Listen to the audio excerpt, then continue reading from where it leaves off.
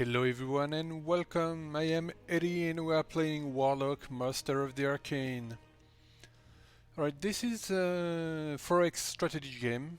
It was developed by Inoko and published by Paradox. It is set in a fantasy settings. And so let's start a new game and I'll explain what this game is all about as we go along. One thing to note is that I am not playing the base vanilla game. I have a few DLCs installed and I'm going to use them for this game. As a Forex strategy game, Warlock has the normal victory conditions, conquering all your enemies. Here you have some kind of religious victory. Cast the unity spell can be seen as a research victory, and this is like an expansion victory, captures 50% of holy grounds. But with the latest DLC, Armageddon, you have a new game mode where your only goal is to defeat the drummers.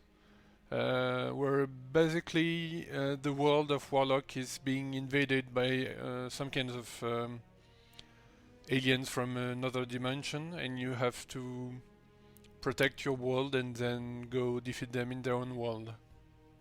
So we're going to play this mode, and we're playing on challenging difficulty. Alright, here you have your normal world setting. World type goes from Great Land, Supercontinent, Continents, and Islands. I'm going to play on a large world with the continent type. Here you can choose between a flat world and a cylindrical map. It just means that if you go to the right of the map, then you come back to the left.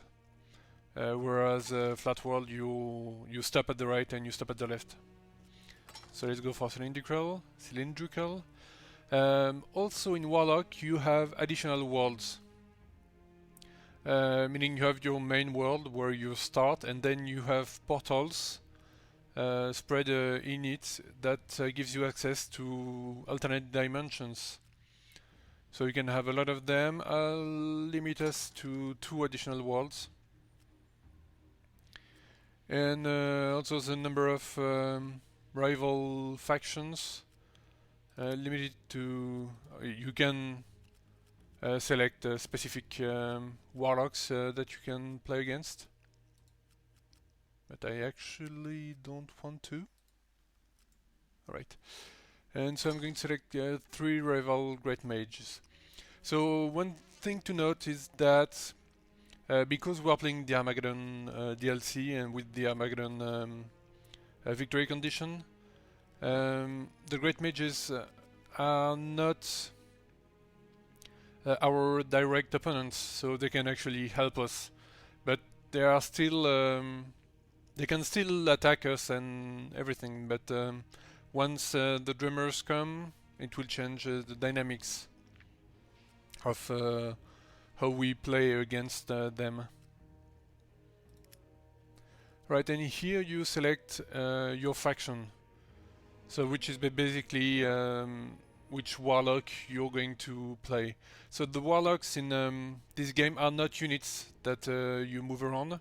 It's basically you. And the only actions you can perform directly on the world is casting spells. Alright, so I'm going to customize. With the base game you have 3 races that you can select: the humans, monsters, and undead races. And again I have another DLC that we will be using that add the 4th race, which are the elves. So each race has its own troops. As far as buildings go, they have a lot of buildings in common, with some specialization. For example, humans are better at producing money, monsters are better at producing food, and undead are better at producing mana, whereas elves are better at producing research. So, okay, here you just select a portrait. So I select an elf portrait with the elf race. You can select the color of your faction, and then you can select perks or spells. So I'm going to reset. You have 10 points that you can spend to select some perks for your faction, also spells you're going to start with. Basically, during the game, you start with no spell, but you can research some. Just like in other 4X game, you research technologies. Here in this one, you research spells. So you can select the spells that you can start with. And here you have, in this category, spells that you can start with that actually are divine spells. So the spells in the game are divided in two categories, arcane spells and divine spells. Normally at the beginning of the game you don't have access to arcane spells, to divine spells, sorry. You only have access to arcane spells. And once you get some relation with the god, then it will unlock the research for some divine spells.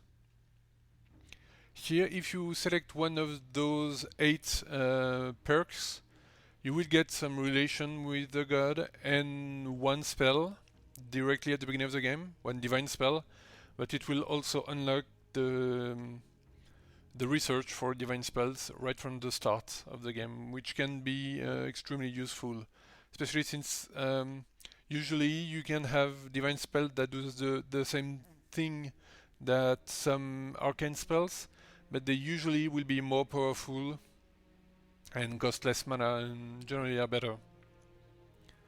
Here you have some perks that are more economy driven. So for example, plus 20% gold, plus 20% food, mana production. Here you have a casting speed bonus. So basically when you as a mage you can cast spells during your turn. You have a certain number of spell points that you can cast per turn, and each spell costs a number of points, and this perk will lower the cost of each spells. So I am going to select, let's see, so here 4 points, Archmage, so in order to cast more spells in one turn. The gold, the money in this game is probably the most important resource, so I like to have the big money bonus. And I have 2 points left, and I will spend it on the Clean the Land spell,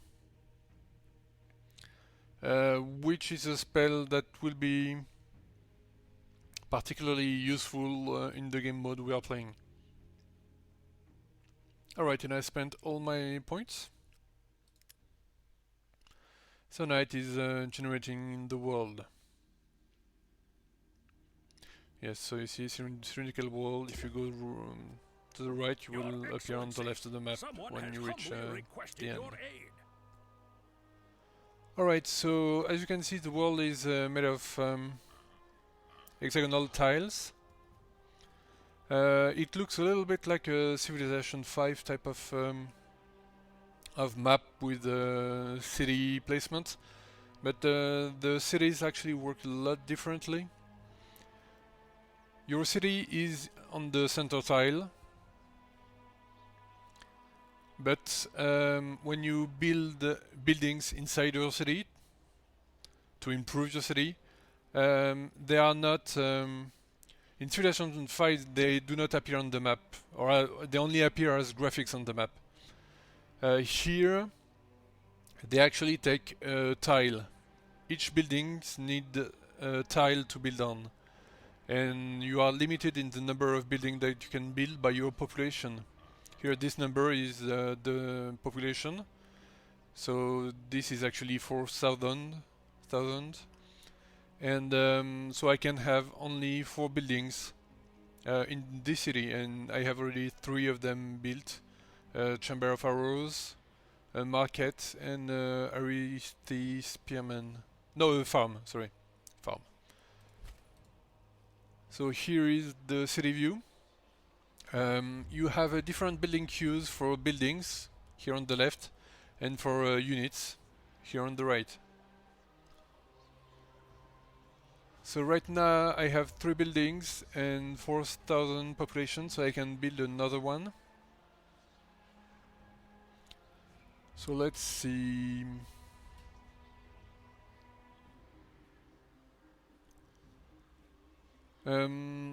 As far as building goes, you have 3 types of building mainly. Production buildings that will produce, either directly produce a resource, like here a farm produces 3 food, or can also give a percentage bonus for 1 resource. Here the tax offices give a 50% bonus to production of gold. And here the granary gives a 50% bonus for the production of food. The second type of building, here like the smithy, will give you perks for your units. Perks are bonuses that will give units. So here, for example, the fine armor perk will give some armor bonuses, and you have other perks that will give attack bonuses or movement bonuses, etc. So there can be buildings like a smithy that you can build everywhere, or sometimes you will need a resource to build a certain building. And then you have buildings like the Chamber of Spears that are needed to build a certain type of unit. So here, with this building, you will be able to train spearmen and later on spearmasters.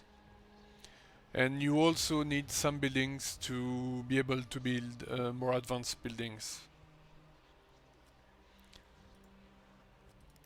And as I said, there are resources on the maps, and those resources will unlock specific buildings. Either production related, so here for example pigs will allow you to build a special building that will give a lot of food, or you can have also resources that will allow you to build specific units or get specific perks based on this resource. Here silver, I think with elves it's only money resource. The type of building you can build on a resource might change from faction to faction. I know for humans this can give you perks that gives an attack bonus for troops. And if you have built a building in a city that gives you a perk, all the units that you train in this specific city will get the perk for free. But already existing units and units that you train in other cities will need to buy the perk to get it. Alright, and so here you have the list of events that happened during this turn. So here in the first turn, it just tells us that we can train aerial bows, which are basically bowmen. And we will actually train one. Alright, so yes, we can also build a new building. And I'm going to start building the Chamber of Spears to be able to recruit spearmen, which will be our base melee unit.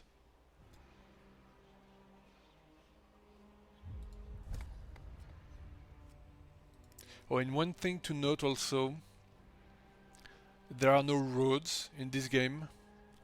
but buildings that you build on the tiles will act like roads. So each tile has a number of moves it takes to move on it. So most tiles are one movement. Hills takes 2 movement. Forest take 2 movement. Swamps take 3 movement, I believe. But tiles with building on it only take half a move to move through. So it's important in your empire to make sure you place your buildings in a way that you get basically roads that go across your empire.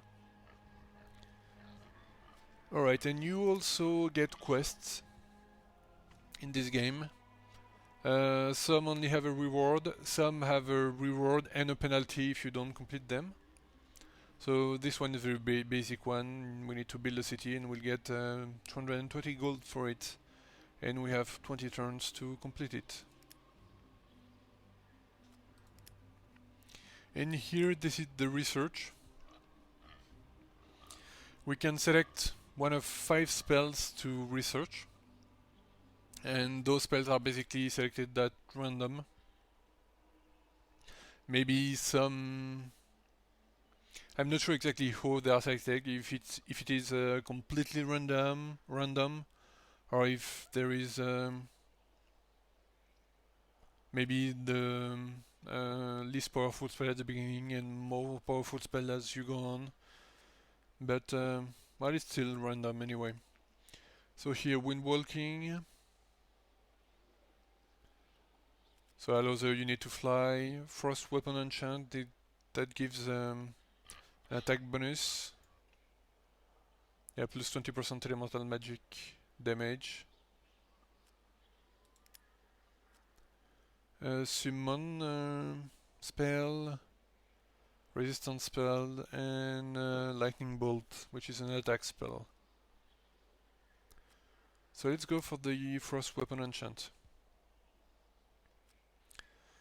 And here is the spellcasting interface. So as you can see, the spell points are not expressed as a number. It is here the blue circle around the icon is the number of spell points you can cast in this turn. And here for each spell, as you can see, this one casting time is 0.4 turn and is represented here by this yellow arc.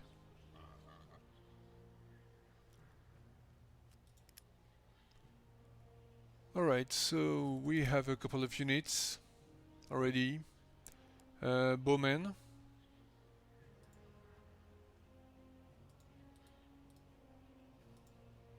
Alright, here you have the detail of the unit. They do 8 range damage. It's a missile damage.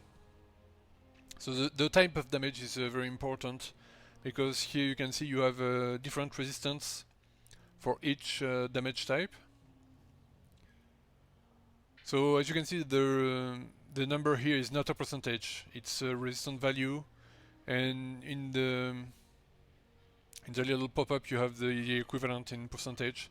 So 100 resistance, as you can see with life magic here, gives minus 75% to the damage he takes of that particular type.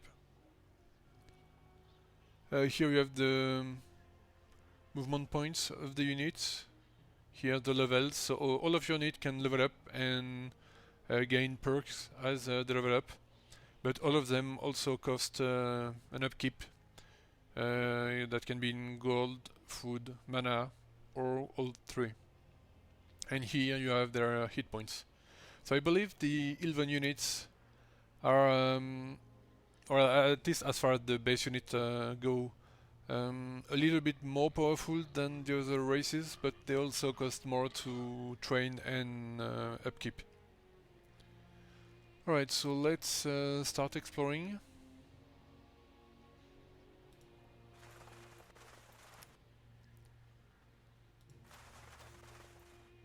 Alright, so here we have first a couple of resources. Ancient runes allows you to build a research building on it, and while gold allows you to build a gold producing building on it. And here we have the boundaries of a neutral city. And here these are goblin spearmen, so this is a neutral monster city. One thing to note that is very interesting in this game is that if you capture a city from another faction, you can then produce this faction units if you build the right buildings, and build settlers from that faction and build other city of that faction. So you are not restricted to your units and only your building and only your cities. But cities from another faction in your empire will get a penalty to growth. Alright, so here on the lower left you see the detail of an attack. If I attack this troop, I'll do 8 damage. I won't take any damage because I'm a range unit.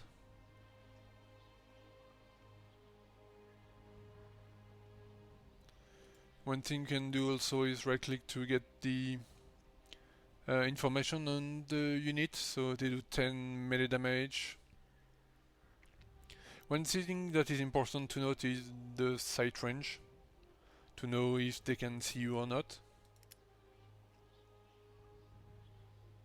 So let's just attack them. So you saw the preview of the fight said that I would do 8 damage and I only did 6. So there's a random factor on the damage you're going to do.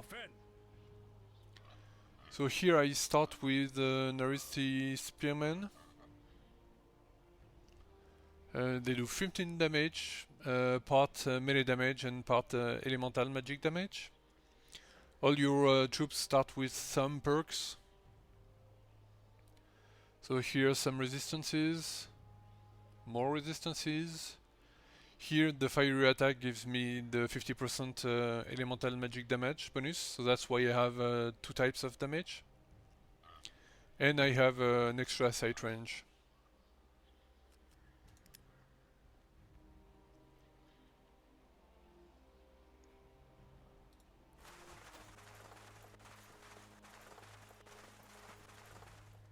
So the cities, the neutral level 1 cities are usually pretty easy to take.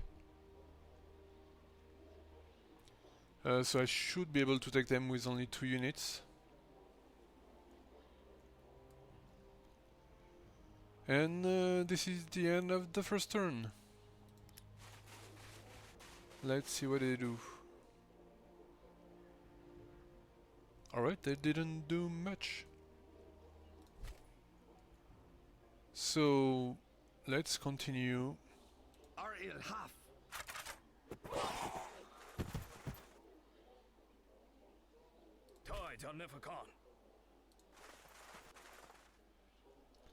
Attack them, so here.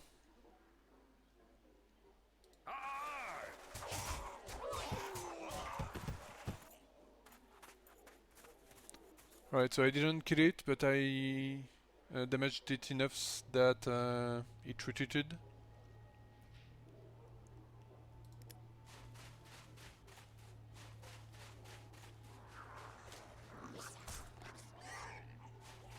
And here you can see their other unit is fighting somebody else.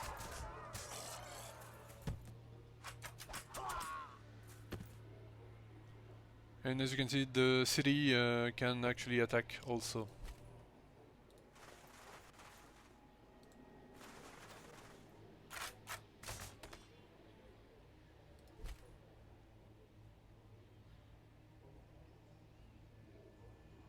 So I'm actually going to just defend with my melee unit for now.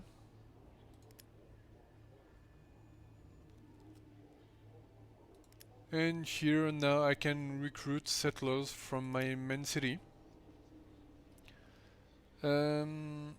So you can only recruit settlers in a city that has 5 population. So let's... oh, I don't have the gold necessary right now. So I just queued up 1 settler. And now that I have 5 population, I could build another building. But I will only be able to do it once this one is finished.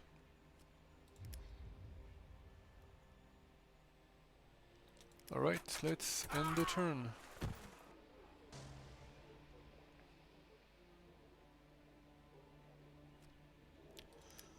So we finished the construction of the Chamber of Spears. And we recruited another bowman.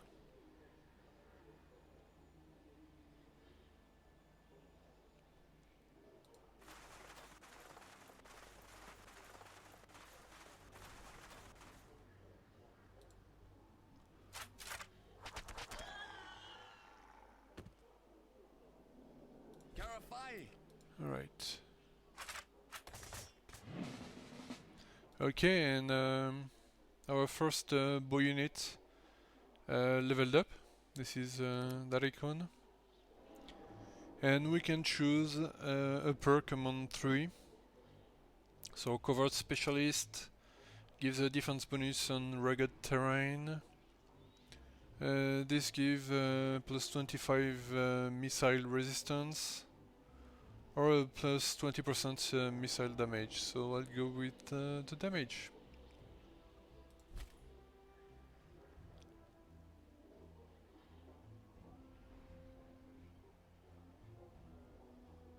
Let's just defend once again with my melee unit.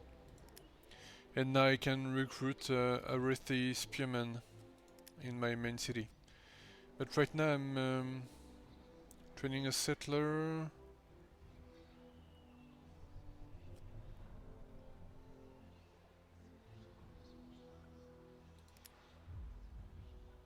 Yeah, I'm actually going to do that.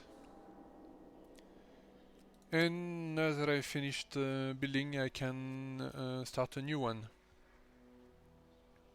Right, so now as you can see, the border of my city have increased.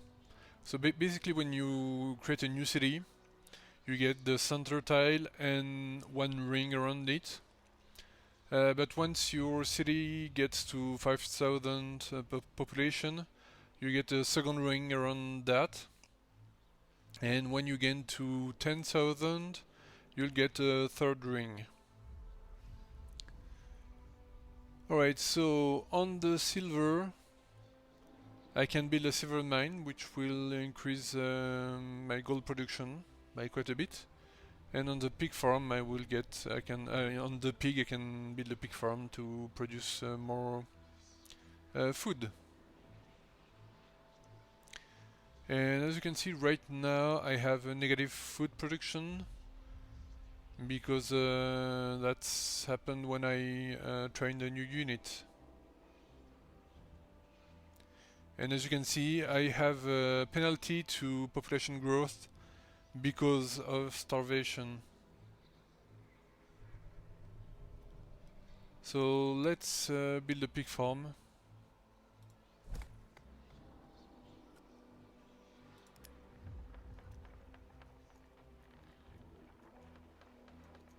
And alright, so we're done with this turn, and I'm going to stop this first episode here. We will finish attacking and actually taking Orc Gate, the monster city, in our next episode. Thank you for watching. Don't forget to like, favorite, comment and subscribe. Thank you and see you later.